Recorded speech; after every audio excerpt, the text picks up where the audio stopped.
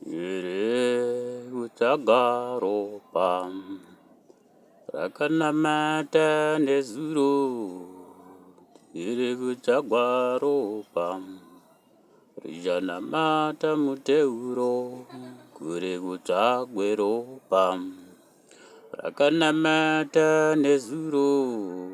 Kure utagwaro pam rijanamata muteuro. Kure utagwero pam rakanamata nezuro. Kure utagwaro pam rijanamata muteuro.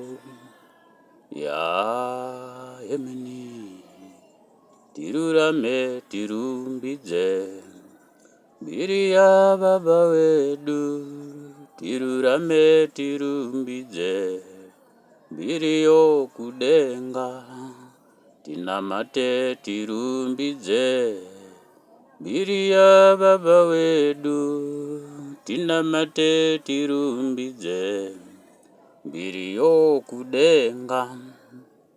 Ya emini.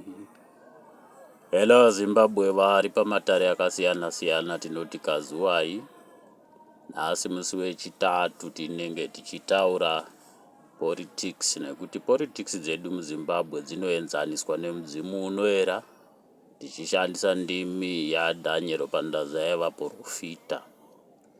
Saka tinoda kuti vana veZimbabwe muzive patave nenhau dzemudzimu unoera. Hakusisina basa revatumwa muZimbabwe. Vatumwa vakaita basa ravo vakapedza, vakasiya varayira zvinofanira kupedziswa. Zvatinoti zvakasanangurwa zviya zvinofanira kupedziswa. Saka vatumwa vakazoridzirwa hwamanda yekuti vadzoke kudendemaro rengirozi. Dendemaro rengirozi takataura tichiti rinowanikwa kwaMarange Bedzi muZimbabwe, kureva kuti St. John ndiye akabarwa mudendemaro raRuzabheta naZakarias engirozi, ndokubva apuhwa maforana, mukureva kuti vatumwa vatatu. Mutumwa akaenda Zioni anonzi Andreas, chief apostle waJohani. Mutumwa akaenda kumasowe anonzi Peter, nemutumwa akaenda kuJerusarema anonzi Pauro. Andreas kuZioni ndiye akazobatana naMambo Samero naMambo Dhavhidha kuenda kunochingura ndaza chiremba chegona mombe, mbiya yegona mombe nenyenyedzi kuSouth Africa. Saka vakaenda vakati baba Andreas, forana wengirozi Johani, sachief apostle waJohani, akaenda South Africa kunochingura nyenyedzi yeZioni yakanga yapedza basa Canterbury. PaCanterbury ndiwo nyenyedzi yakabva kuAsia Minor paChurch of Philadelphia. Saka baba Andreas vaina baba Dhavhidha. Baba Dhavhidha vakaenda kunochingura ndaza yaZioni pagungwa reSouth Africa pabasa meromutendi wakanochingurawo mbiya yegona mombe, nokuti hakuna ndaza yaizobvumirwa kubata muteuro isina kuzodzwa mbiri mbiri yemudzimu nemashavi. Saka mbiya iyoyo yakanochingurwa naMambo Samero wemutendi. Ndokubva tabva ipapo mutumwa Peter ndiye wamakanzwa saPeter Amasedza, kutanga nechipiyaniso nechiremba cheAnglican achibva kuSt Faith kwaGandanzara kaenda kwaNevanji kunokona dziko reHondo. Ndokubva ipapo akazoburuka saPeter Biosi akuwaka chechi muJerusarema kuGuruwe nemuchinjiko waManuel, muchinjiko waKristu. Ndokuzopedzesera achiuya nerozari yaMariam Sande kuzoshongedza dare rechipotera chaMariam Sande, chipotera chaMariam Sande chatinoti Mother Teresa. Ndokubva Pauro azochingura tsvimbo mutauro Isaiah Filipo paDeranji.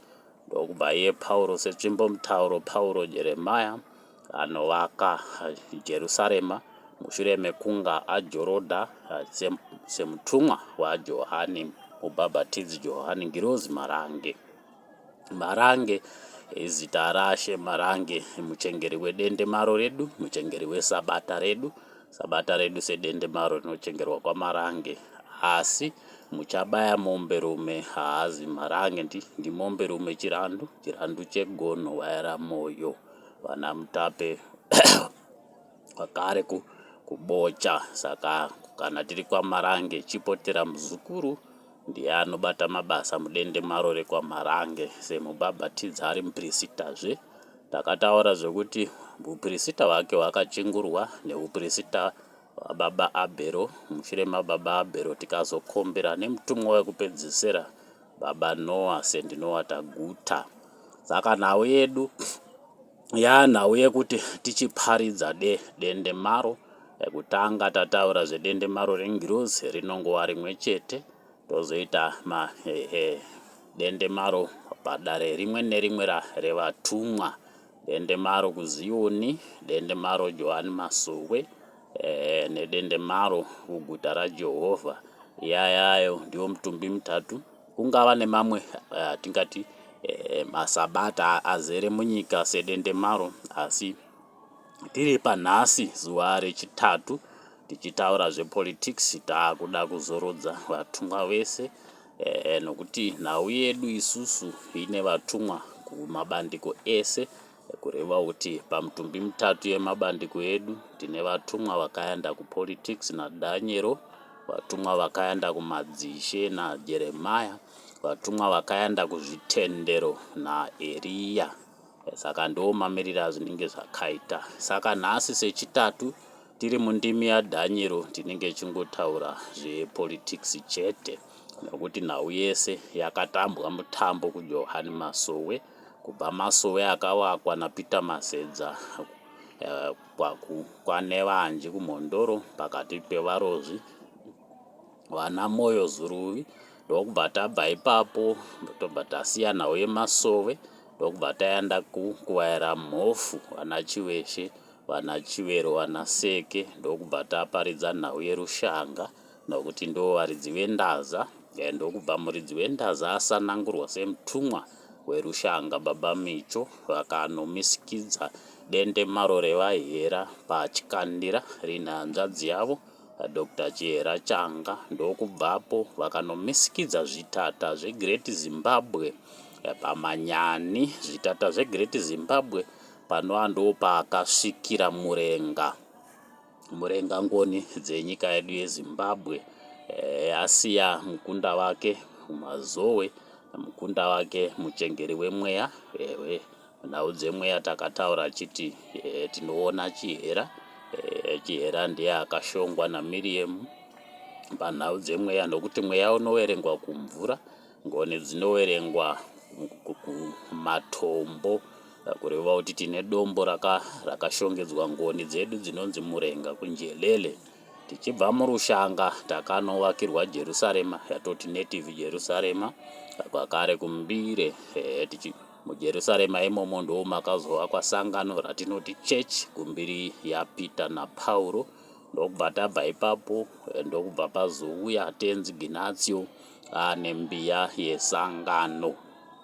Tichibva pana Tenzi Ginatio ndo pakazoburuka nyenyedzi ine kutaura kwaBaba Sanders, kwakazoita dande mutande, nyenyedzi Afugate Andria, Mutare Zimunya Ginatio, Bulawayo Godini, Jacopo James Mpostora. Ndobva tazopedzisira nekunyanga kuna Maria Musande vatinoti St. Mary Magdalene. Ndokubva matare edu apera saizvozvo.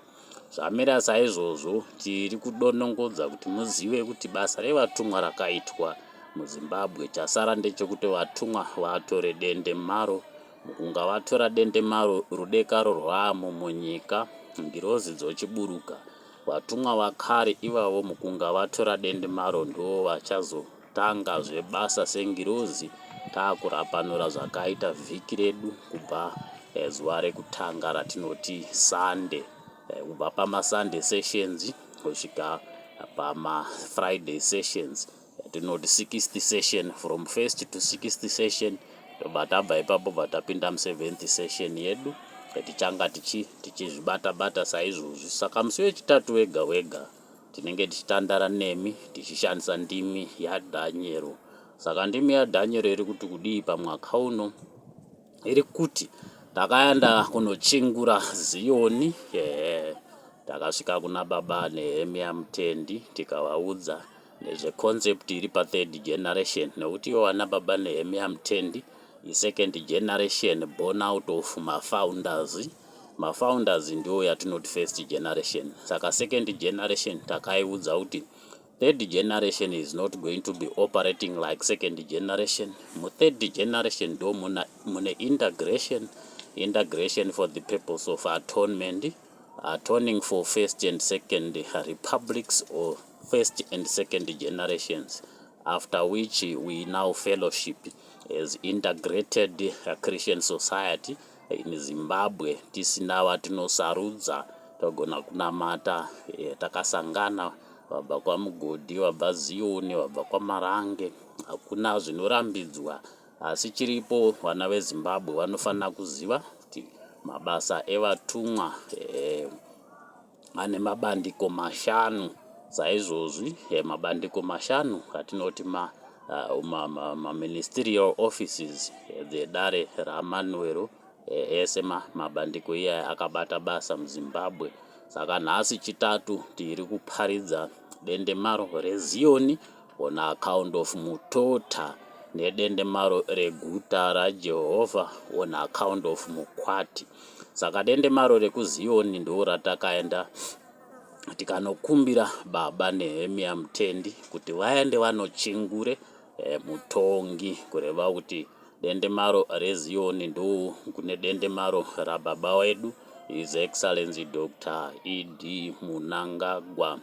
Dendemaro reguta raJehovha on account of Mukwati ndo kune dendemaro rababa wedu Vice President Dr. Constantino Guve Chiwenga Mukanya. Tozoti dendemaro rekuJohani Masowe ndo kunenge kwa kuzorodzwa machinda, kureva kuti idendemaro remachinda iroro in respect of Dombo Dzvuku, kana kuti on account of Dombo Dzvuku, kureva kuti tinenge taakurongedza vatumwa vese tichivagamuchidza rudekaro. Saka tataura tikati rudekaro rwababa wedu His Excellency Dr. E.D. Mnangagwa runouya ruri muchanza cheZioni, nekuti ivo ndo vakaitwa last atonement convener wechimurenga, kureva kuti nhau yedu catalogue yema-atonement weeks taamuwiki rechishanu kubva gore zvatava naindependence. Taipiwa after every 10 years taipiwa vhiki yatinoti atonement week yekuita atone for a particular defilement, kureva kuti kubva wa1980 kusvika 1987 yanga iri atonement week yekunatsa nyika yakanga yakasvibiswa nemabwidi yatinoti that alien occupation defiled our country as Zimbabwe. From 1990 to 1997 takaita suppose kana kuti takaita which needs tichazoita rana trial balance yedu yekuona ma-areas of omission nema-areas of commission. Taakurana trial balance yedu tichiita reconcile matare ese, reconcile our atonement sessions, tione kuti tabuda here nema-atonement weeks edu anokwana 7. Kureva kuti atonement week yekutanga 1980 to 1987 ndio yatataura tichiti atone for Zimbabwe as a country.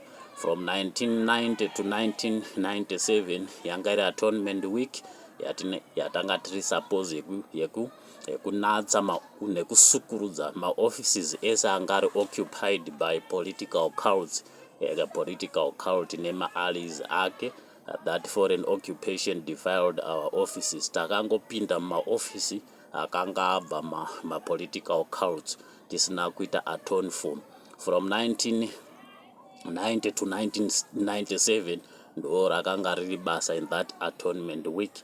tobva tabvawo pa2000 kusvika pa2007 takanga tiri supposed kuita atone for our land, nekuti varungu pavakaoccupy land yedu vakabva vaisa vamwari vavo mumabraz umu, kureva kuti isusu takanga tisi nyika yedu defiled both land, marine and our extraterrestrial space, kureva kuti nyika dzimu yedu yakanga isisiri formidable after that defilement, kureva kuti from 2000 to 2007 takanga tiine faniro yekuti mwana mumwe nemumwe echizvarwa chemuzimbabwe, mwana wevhu aifanira kupuhwa ivhu rake.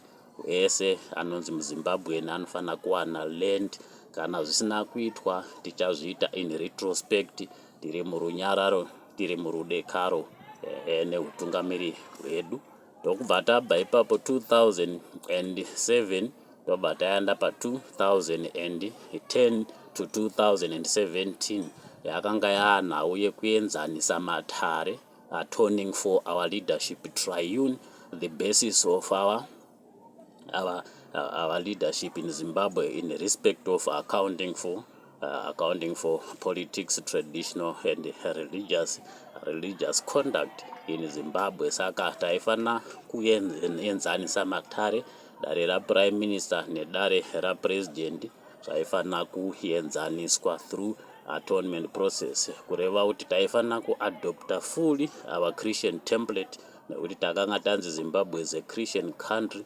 Zimbabwe is a Christian country. Christian template inoti presidium for state, tobva tati prime minister for the country, kureva kuti government, and that's why tichitaura head of state and government, kureva kuti ma-institutions mairi, government ndio iri geopolitical, state it's social political. Saka head of state wedu anenge ari head we our social political conduct, and anenge ari head we government zvakare our geopolitical conduct.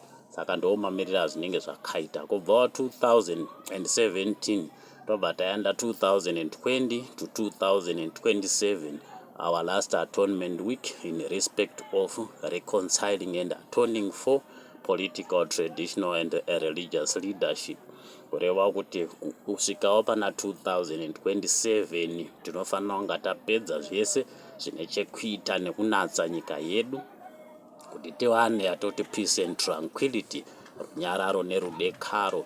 Saka zvese zvisina kuzvinge zvakaitwa, zvikwereti zvatiinazvo tichazviita muwiki irori rasara irori from 2020 to 2027 tichiita atonement in retrospect. Mwana wevhu asina ivhu achipiwa ivhu, president wedu na prime minister vachiyanana, maoffices edu kana tapinda maoffices atinenge wanzowo minister kana kuti uri member of parliament, member of senate, zvese izvozvo zvinenge zvichienzaniswa, kureva kuti tabernacle yababa Manuel kubva zvayauya muZimbabwe ichibva kuZambia demands that we have mitumbi mitatu yatinoti sakaramende yanhasi yatinoti holy orders, kureva kuti mitumbi mitatu padare rimwe nerimwe. Saka tinenge taakuti imba yamakurukota inenge ine ma-members of parliament, yobva yaita senate, yobva yaita state sanhedrin. Mu-state sanhedrin ndo munenge muine atonement chamber, ma-incumbents anenge achibva kudare ranevanji. Mudare ranevanji ndo munenge muchibva muprofita wedendemaro, muprofita wedendemaro nemwenga waGabriel anenge ari achibva pandaza yavakunda vanevanji. Saka taakukumbira zvino second generation inova ndiwo ma-custodians of our second republic vatichingure through kuchingura muprofita wedendemaro, so that toita atone for Zimbabwe yedu in respect of political, traditional and religious leadership triune. After atoning for that, tinenge taakutarisira kuti gore ra2030, which is our cardinal cut-off time, extended the grace of 30 years after the end of church age, mozviziva ime kuti dispensation yemagentiles yakaguma gore ra2000, ndo pakapera 2000 years dzedu dzatakatarirwawo kuti tizochingurwe nechechi. Ndobva tazopuwa 30 years extended grace yedu kusvika 2030, of which last week yedu yekuita fix our political, traditional and religious faculties yatinoti isusu spiritual faculties. And saka tiri kutarisira kuti tichanga tichifambidzana nekunzwana nemuprofita wedu wedendemaro, muprofita auya nerudekaro rwedu mushure mekunga Dhaniero ativigira yatinoti runyararo. Saka muprofita werunyararo Dhaniero nemuprofita wedendemaro, muprofita wedendemaro vanofanira kuti vatibatsire kuvaka nyika yedu, nokuti zvakanzi izvo nyika inovakwa nevene vayo. Saka nyika haivakwe physically chete, inovakwawo spiritually. Saka tinotanga kuvaka nyika yemweya, nyika yemweya tozoienzanisa nenyika yevanhu. Tazvienzanisa saizvozvo, it means tinenge taita reset maparameters, tachinja mindset zvekufungirana zvese zvinenge zvapera. Zvoreva kuti zvekufungirana zvapera, tinenge taita fix our physical, mental and spiritual faculties. Tinenge tangomirira dare richatangawo 2030 richiendawo pa2037. That atonement week ndeyechechi at a global scale yatinoti Christian cosmos. Tinenge takuita atone for makristu pasi rese, kuitira kuti chechi kana yanatswa tinezenge taakupinda mukunatswa kwetabhenakari kubva 2040 kusvika 2047, patinenge taakuita atone for our tabernacle, takamirira kudzora kwemwanakomana, nokuti akavimbisa kuti achadzokazve and it's inevitable. Tatenda ndo nhau yedu yatati titandare nayo nhasi musi wechitatu pa4th session yedu, tichida kuachiva sakaramende yeholy orders, kureva kuti mitumbi mitatu. Hatina mate tisina mitumbi mitatu.